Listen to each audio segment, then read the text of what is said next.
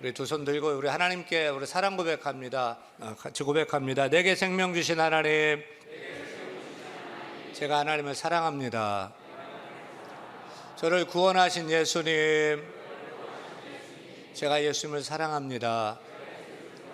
날마다 승리 주시는 성령님, 제가 성령님을 사랑합니다. 하나님 사랑하십니까? 예수님 사랑하십니까? 성령님 사랑하십니까? 우리가 예수님 또 하나님 성령님을 사랑해서 시간도 예배하는 줄로 믿습니다. 우리 옆 사람 보고 미인대칭으로 인사합니다. 억수로 사랑합니다. 억수로 축복합니다.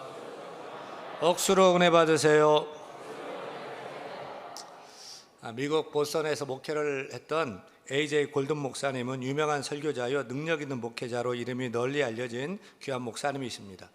한국에 사는 우리에게는 미국 보스턴에 있는 고든 칼리지 그리고 고든 코넬 신학교의 설립자로 기억하면 좋을 것 같습니다.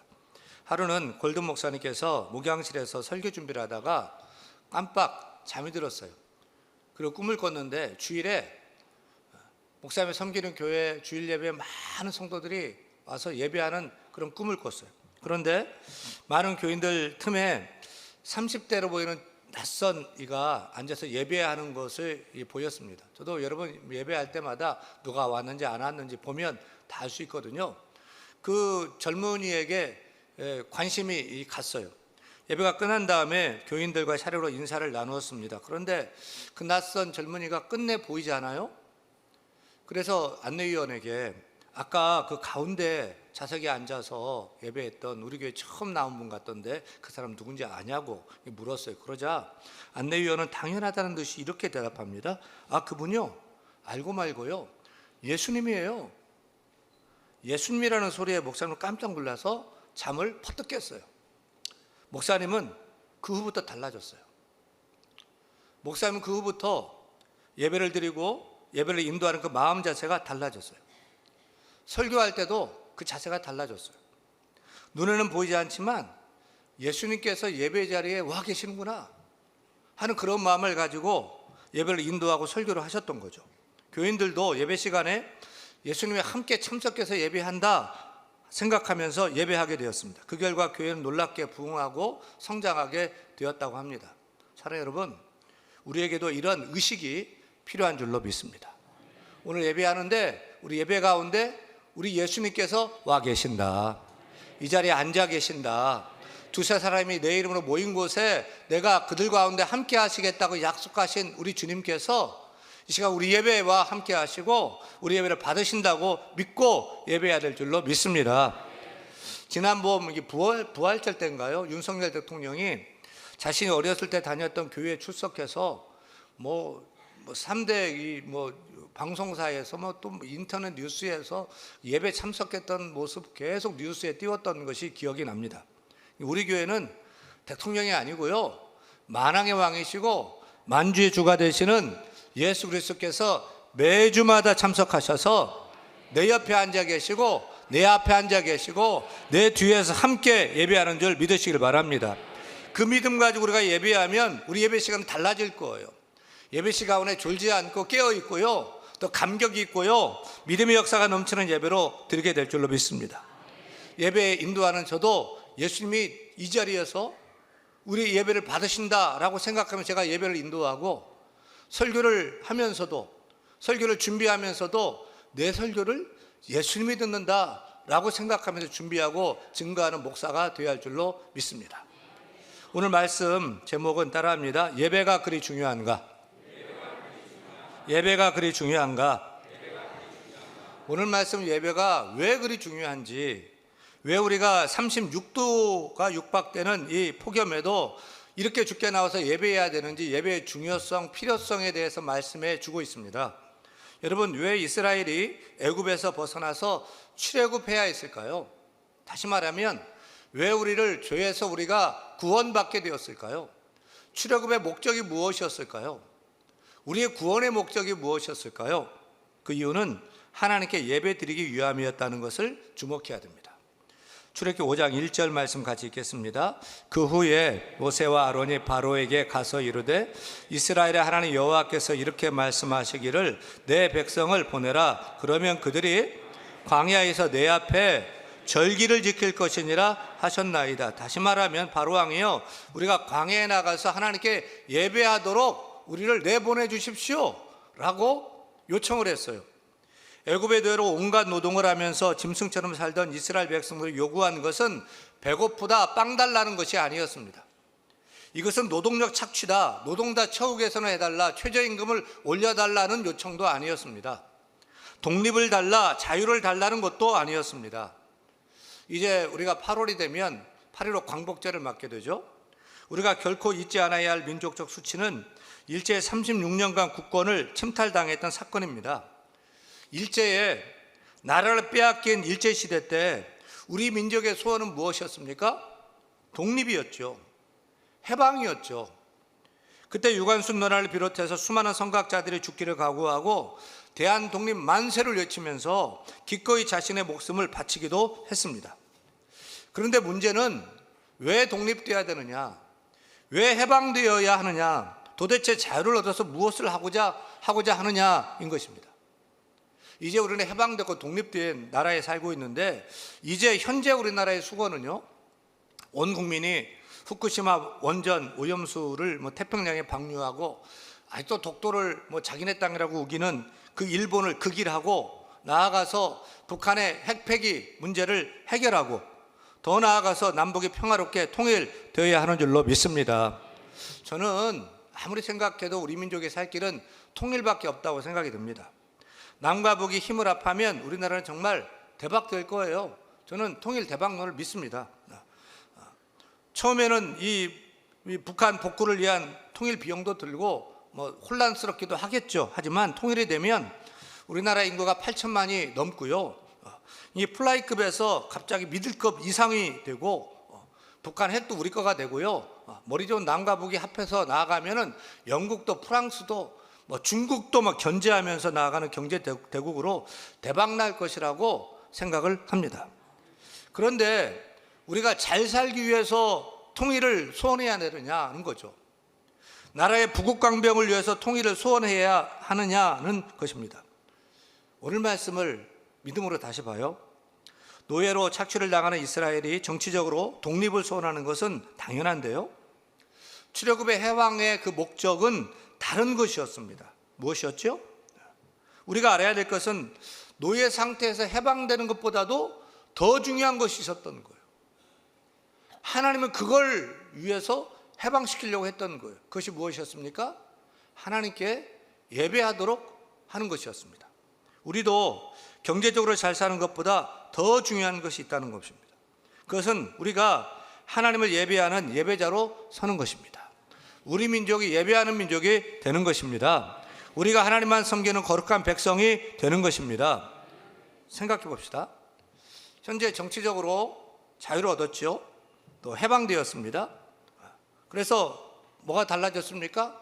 우리나라가 그냥 한강변의 기적, 한강의 기적을 이룰 정도로 정말 잘 살게 됐어요. 돈이 넘쳐납니다. 그러면 좋을 것 같은데 정말 그런가요? 서구 유럽이 한창 세계에서 가장 잘 사는 나라가 되고 사회복지가 아주 잘 되는 때가 있었습니다. 그런데 노르웨이 오슬로에서 유럽의 심각한 청년 문제를 해결하고자 청년 대회가 열렸어요. 정말 잘 먹고 잘 사는 그 나라의 청년들이 무슨 고민이 있겠는가 싶은데 유럽 청년들에게 심각한 고민이 있었습니다. 너무 잘 먹고 잘 사니까 청년들이 앞으로 뭘 해야 될지를 모르는 거예요. 절망하는 거예요. 일도 안 하고 빈둥거리고 방황하고 절망하는 거예요. 그래서 자살을 하는 젊은이가 많아진 거예요. 여러분, 나라가 잘 살고 복지 정책이 잘 되면 좋을 것 같지요? 글쎄요. 사람들은 가난해서 일을 못하고 먹지 못하면 절망하지만 잘 살게 되고 많은 것을 소유하고 성취해도 절망하게 된다는 거예요. 이게 인간이에요. 이게 우리가 사는 세상인 것입니다. 지금 텔레비전만 켜도 네이버 뉴스만 봐도 우리나라 최고의 아이돌 가수가 마약을 하고 부러울 것 없는 재벌 3세가 타락하고 방종하고, 젊은이들이 일은 안 하고 빈둥대며 PC방으로 출근을 하고, 강남 최고학군에서는 내 자식만 금쪽인 줄 알고서 초등학교 선생님을 끝내 자살하도록 학부모들이 내몰고, 신림동에서는 묻지마 살인사건 같은 비정상적인 뉴스가 계속 쏟아져 나오고 있죠. 못 먹고 못 살아서 그런가요? 아니에요. 먹을 것이 넘쳐나니까, 너무 잘 살게 되니까 절망하고 무너지게 되는 것입니다. 사랑하는 여러분, 우리나라의 위기는 무엇입니까? 정치입니까? 경제적으로 자꾸만 어려워지는 것입니까? 예, 정치, 경제 너무 중요하죠. 하지만 정치, 경제보다 더 중요한 것이 있어요. 그것이 무엇입니까? 우리 믿음의 선조들이 기도하며 피 흘려 세운 나라가 자꾸만 하나님과 멀어져 가고 있다는 것입니다. 하나님을 버리고, 하나님을 등지고 세상과 짝하며 성경과 반대로 나아가고 있는 것입니다. 현재 우리나라는 결혼해서 남편이 있고 아내가 있고 가족이 있는데도 내가 좋아서 바람 피워도 그건 죄가 아니래요. 간통죄가 폐지되었기 때문입니다. 또 가족으로 태어날 생명을 죽이는 낙태도 죄가 아닙니다. 출산율 한 해에 25만 명으로 나라가 소멸될 걱정이라고 난리를 치면서도 한 해에 낙태로 죽어가는 태아들이 100만 명에 육박한다는데, 이게 정상적인 것입니까? 진정한 인권을 위한 것입니까? 이제는 남자와 남자가 관계를 갖고 여자와 여자가 결혼해도 된다는 하나님이 가장 싫어하는 동성애 차별금지법 통과도 문턱까지 왔어요. 젊은이들이 결혼하지 않으려 하고, 결혼해도 악이 낳지 않고 그냥 자신의 즐거움과 행복을 위해 살겠다는 것입니다. 우리나라의 문제는 정치, 경제가 아닌 것 같습니다. 자꾸만 하나님 말씀에 거스르는 것이 진정한 위기인 것입니다. 사랑하는 여러분, 우리가 살 길은 다른 거 아닙니다. 우리가 하나님께로 돌아와야 하는 것입니다. 하나님께로 돌아와야 하는 것입니다. 여호와 하나님께로 돌아와서 하나님께 예배하는 예배자가 되어야 하는 것입니다. 우리 민족이 믿는 자들이 하나님께 더욱더 엎드리며 예배하는 사람으로 세워야 될 줄로 믿습니다. 우리가 하나님만 섬기고 하나님 의지하고 하나님 말씀대로 사는 거룩한 예배하는 백성 될 때 하나님께서 우리를 반드시 축복해 줄 줄로 믿습니다. 우리가 이렇게 모여서 예배할 때 하나님께서 나를 살려주시고 우리를 살려주시고 가정을 일으켜주시고 민족의 역사를 새롭게 하시고 우리가 힘써 예배할 때 진정 잘 사는 나라, 즉 영적으로도 물질적으로도 잘 사는 나라로 축복해 줄 줄 믿으시면 아멘. 그렇게 될 줄로 믿습니다. 여기 질문이 생기죠. 질문이요. 왜 하나님께 예배하는 것이 정치적인 독립보다 중요할까요? 빵이냐 자유냐? 헷갈리죠. 빵도 중요하고 자유도 너무너무 중요합니다. 근데 왜 자유보다도, 먹고 사는 빵보다도 예배가 더 중요할까요? 진정한 구원이 무엇일까요? 진정한 자유, 진정한 해방은 무엇일까요? 진정한 행복은 진정 무엇일까요? 그것은 예배의 대상이 바뀌는 거예요. 구원이란 세상을 섬기는 데서, 세상을 쫓아가는 데서 하나님께 돌아서서 하나님을 섬기는 것입니다. 그것이 회심이죠. 뭣도 모르고 사탄을 섬겼는데, 죄를 따라갔는데 이제는 그것을 끊고 하나님께 돌아서 하나님을 섬기는 것, 그것이 진정한 구원인 것입니다. 예배의 대상이 사탄에서, 세상에서 하나님께로 바뀌는 것이 구원인 것이죠. 애굽의 바로가 신인데 바로를 예배하는 것이 아니라 하나님을 예배하는 것이 진정한 출애굽, 진정한 구원인 것이죠. 그래서 하나님께 예배하기 위해서 출애굽, 바로의 나라인 애굽에서 탈출해야만 했던 거예요. 사람이 무엇을 섬기느냐에 따라서 그의 존재가 결정되지 않습니까?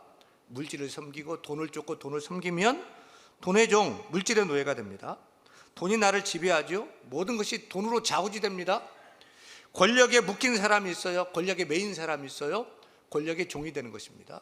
쾌락에 묶인 사람이 있어요. 그래서 마약을 하고 술, 담배로 찌들고 음란하는 것입니다. 음란과 쾌락의 종입니다. 헤어나오지를 못합니다. 그러나 우리가 천지를 주신 하나님을 섬기고 그 하나님께 예비하면 하나님께 속한 백성 되는 줄로 믿습니다. 하나님께 예비하면 돈을 섬기는 것이 아니라 돈에서 출애굽해서, 물질에서 출애굽해서 진정한 하나님의 사람 되는 줄로 믿습니다. 하나님께 예비하면 권력에서 출애굽하고 쾌락에서, 물질에서 출애굽해서 하나님께 속한 사람으로 참자유를 누리게 되는 것입니다. 우리는 하나님이 우리를 죄에서 건져주시고 사탄의 압제에서 벗어나게 하신 분명한 이유를 알아야 돼요. 왜 하나님은 하나밖에 없는 독생자를 우리에게 내어주시고 그 아들을 십자가에서 물과 피를 쏟으시면서 왜 우리를 살리시고 왜 우리를 구원해 주셨을까요? 우리가 하나님을 예배하는 참된 예배자가 되게 하기 위함인 것입니다. 이것을 우리가 로마서를 읽어보면 잘 압니다. 로마서 1장부터 11장까지의 내용은 간단합니다. 예수 믿으면 구원받는다는 것입니다. 우리가 어떤 노력, 공로, 대단한 거 해서 구원받는 것이 아니고 하나님의 전적인 은혜로 주시는 그 믿음을 따라서 예수 믿으면 구원받는다는 것이 로마서 1장부터 11장까지예요. 그리고 바로 한 장 넘겨서 12장. 12장에는 그럼 구원받은 자는 무엇을 위해 살아야 되느냐? 그걸 얘기하고 있습니다. 12장 1절 같이 읽습니다. 그러므로 형제들아 내가 하나님의 모든 자비하심으로 너희를 권하노니 너희 몸을 하나님이 기뻐하시는 거룩한 산 제물로 드리라. 이는 너희가 드릴 영적 예배니라. 잘 보세요. 하나님의 전적인 은혜로 구원받았으니 그러므로 뭘 하라는 거예요? 너희 몸을 거룩한 산 제물로 하나님께 영적 제사를 드려라. 다시 말하면 구원받았으면 이제는 예배하는 삶을 살라는 것입니다. 기억하세요. 예배는 결코 아무나 드릴 수 있는 것이 아닙니다. 예배는 구원받은 사람만이 드릴 수 있는 구원받은 자의 특권인 것입니다. 오늘 예배에 혹시 예수님을 안 믿는데 이 자리에 계십니까? 근데 여러분 그분이 오늘 예배에 참석한 것일까요? 예배를 진정 드리는 것일까요? 예배는 구원받은 자만의 특권이고 구원받은 자만의 의무인 것입니다. 구원받았기에 예배할 수 있고 구원받았기에 예배해야 하는 것입니다. 사랑하는 여러분, 구원받았습니까?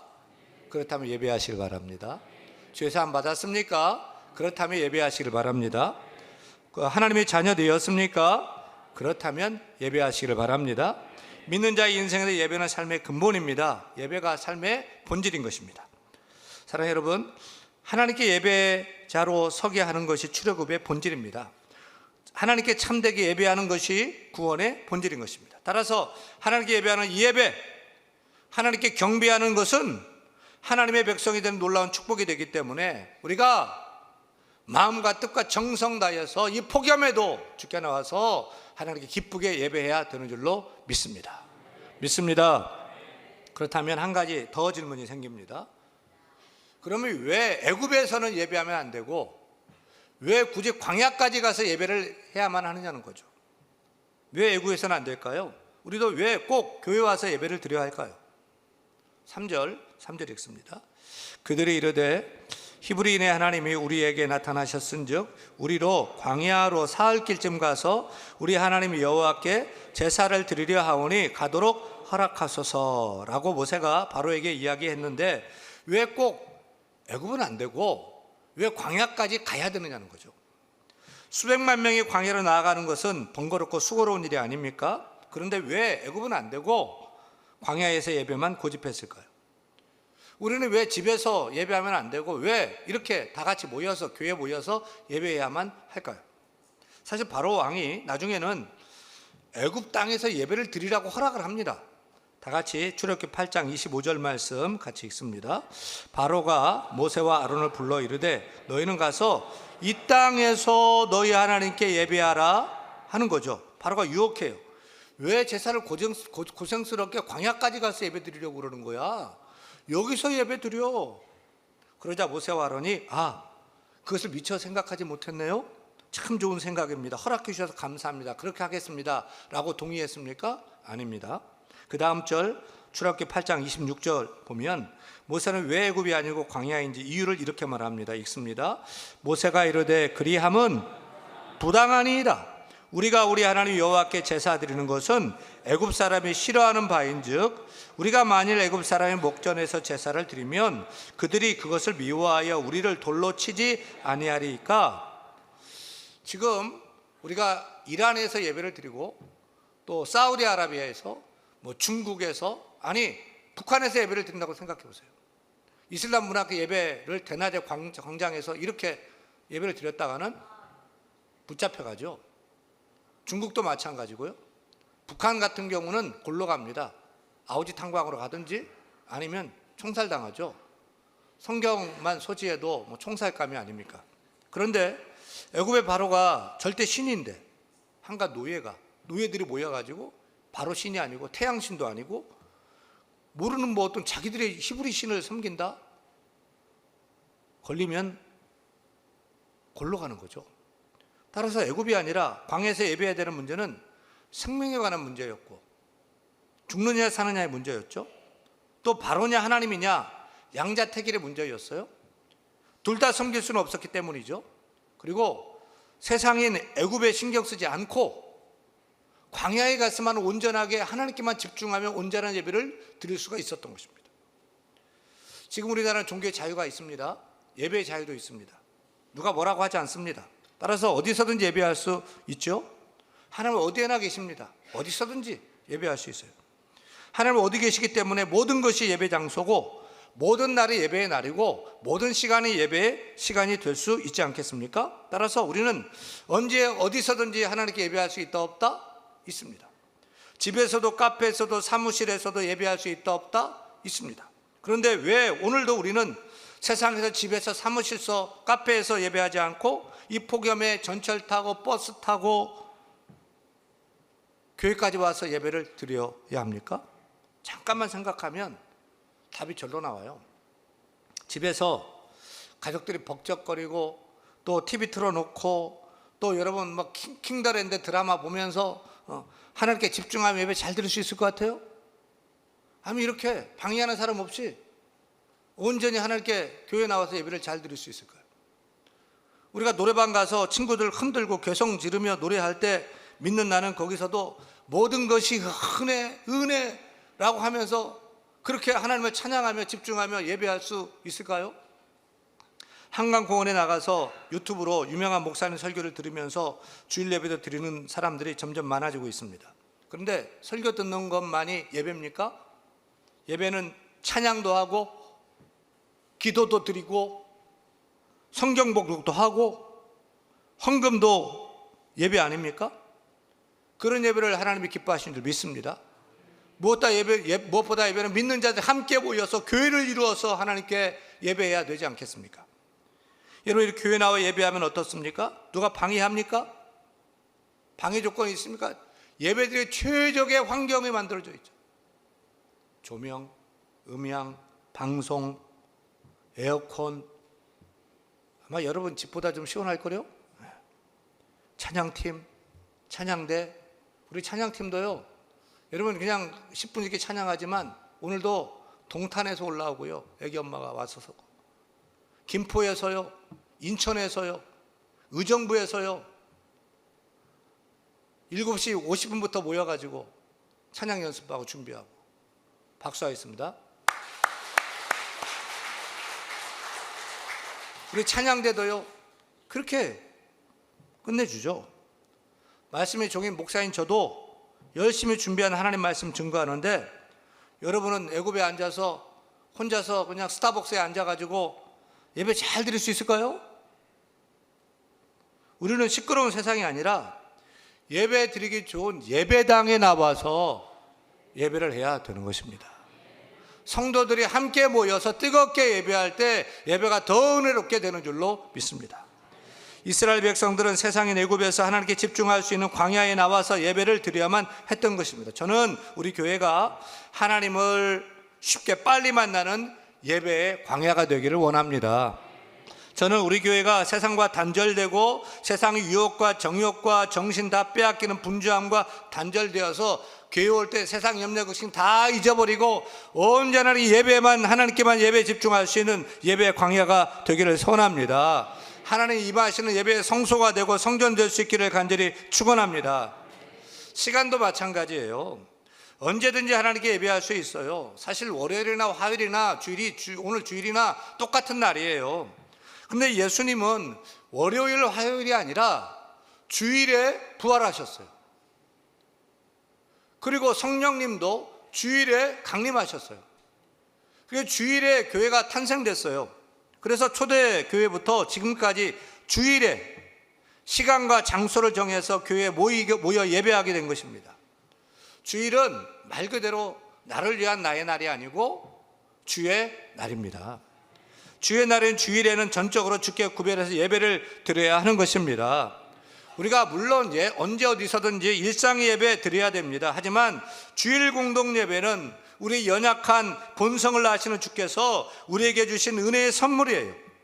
세상에 흩어져 사는 성도들이 힘있게 살기 위해서는 오늘 주일 예배에 모여서 은혜를 받고 나누어야 심령이 힘을 얻고 살아나기 때문에 주일에 모든 성도들이 정한 시간 정한 장소에 모여서 예배해야 되는 줄로 믿습니다. 저는 믿어요. 오늘 예배 성공하면 여러분 한 주간의 삶도 성공하게 될 줄로 믿습니다. 일상의 예배도 성공하게 될 줄로 믿습니다. 오늘 예배 없이 일상의 예배 내가 날마다 믿음으로 살아갈 수 있다, 이게 안 되는 것입니다. 주일 예배가 생기 있게 드려지면 내가 살고 우리가 살고 가정이 살고 교회가 부흥하게 되고 지역사회를 복음화하게 되고 대한민국을 치유하고 세상을 새롭게 하는 역사가 나타나게 되는 줄로 믿습니다. 사랑하는 여러분, 예배가 중요합니다. 예배해야 합니다. 구원받았습니까? 예배하십시오. 죄사함 받았습니까? 예배하십시오. 하나님의 사람, 하나님의 자녀입니까? 예배하며 사시기를 바랍니다. 예배가 우리의 본분입니다. 예배가 가장 중요합니다. 예배는 모든 이유가 되고 모든 목적이 되는 것입니다. 내가 일하는 목적도, 돈 버는 목적도 예배를 위해서 하시기를 바랍니다.